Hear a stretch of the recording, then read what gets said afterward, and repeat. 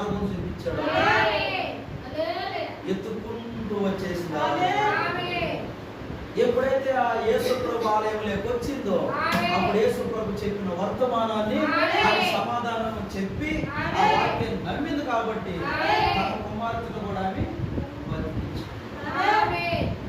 అదే మార్గ చనిపోయిన లాజర్ని బతికించింది. మరి ఈ రోజు నీకంటూ కూడా ఏదో సమస్య ఉంటుంది నీ కుటుంబంలో. అటువంటి కార్యాలు జరగాలంటే నువ్వు కూడా ఏం చేయాలి? పట్టుదల కలిగి దేవుణ్ణి విశ్వాసం పెట్టావంటే నీకంటూ ఏది అడ్డం రాదు. హల్లెలూయా.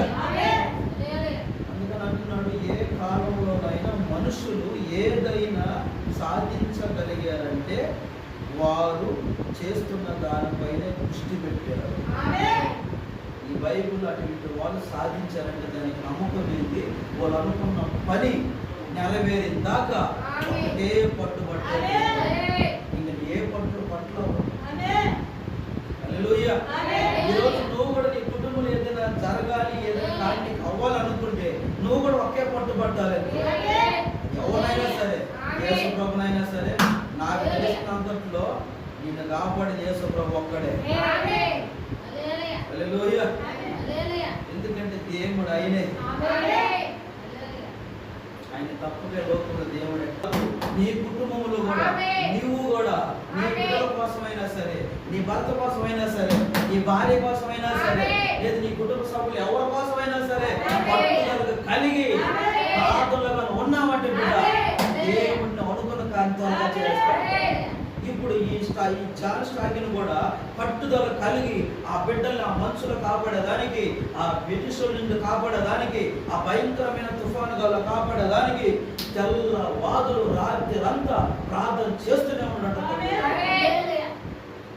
హల్లెలూయా. అక్కడ నువ్వు చేయబోయే తెల్లవాదులు ఎన్నెన్నో తుఫాను వస్తున్నాయి. బ్రిటిష్ వాళ్ళు కూడా రావచ్చు. ఎన్ని పట్టించుకో. ఎందుకు పట్టించుకోవు అంటే నీ మనసు అంతా దేని మీద ఉన్నది, నీ నమ్మకం అంతా దేని మీద ఉన్నది? ఆ ఉంగరం మీదనే ఉన్నది.